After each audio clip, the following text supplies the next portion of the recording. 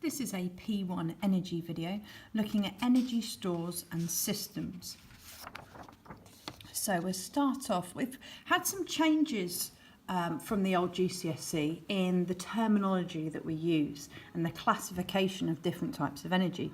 And now we talk about energy stores and energy transfers, okay? And the stores that we need to remember include thermal, which can also be referred to as internal energy stores, kinetic energy stores, gravitational potential energy stores, elastic potential energy stores, chemical energy stores, magnetic energy stores, electrostatic energy stores, and nuclear energy stores. And you'll notice that releasing energy as light or heat or sound have been removed from that list. Also, electrical energy has been removed from that list, from how we maybe looked at it at Key Stage 3, but also how we looked at it in the previous GCSE. So thermal energy makes sense. There's energy within the particles of a substance. Kinetic energy, hard to think of this one as a store, but just think, while it's moving, it's got a store of kinetic energy. Particles have stores of kinetic energy.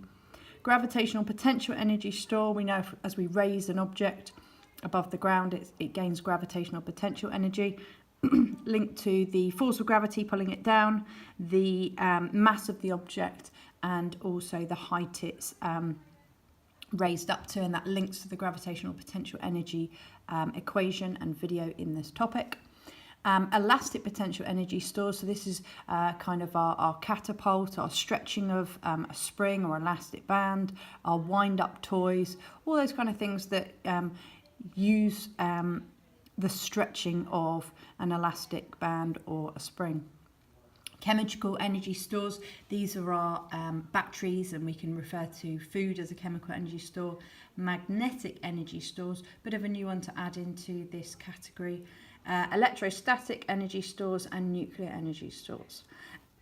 So energy can be transferred mechanically by a force doing work, electrically by work done by moving charges, by heating or radiation, for example, light or sound. So we've got to use some different words here, and we'll look at some of those words in an energy transfer diagram in a second.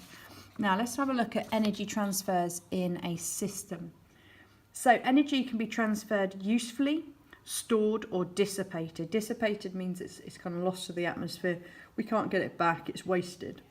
But energy cannot be created or destroyed. And that links us back to biology, where we say that in respiration, energy is released. It's released from the chemical store, the glucose, but it's not produced, because we can't produce, create, destroy energy. It's just transferred from one energy store to another energy store.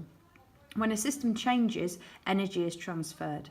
This could be into or away from the system, between objects in the system, or between different types of energy store. We'll have an example of that in a second. In a closed system, there is no change in matter or energy within the system. Okay, so we've just transferred it from one place to another within the system, one store to another within the system. The net change in the total energy in a closed system is always zero. Let's have a look at the final slide then for energy transfers. So energy can be transferred by heating, and we've got an example here of boiling water in a kettle.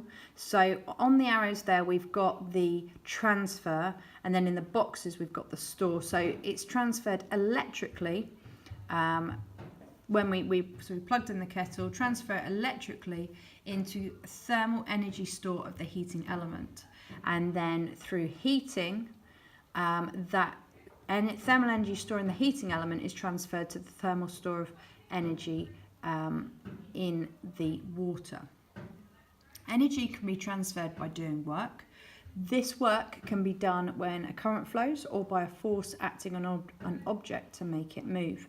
This could be the brakes of a car, transferring energy from the kinetic energy store to the thermal energy store of the surroundings. So as the force of the brakes causing the car to stop, a lot of thermal energy to the surroundings is dissipated, we can say. Hope you found that useful. Thank you.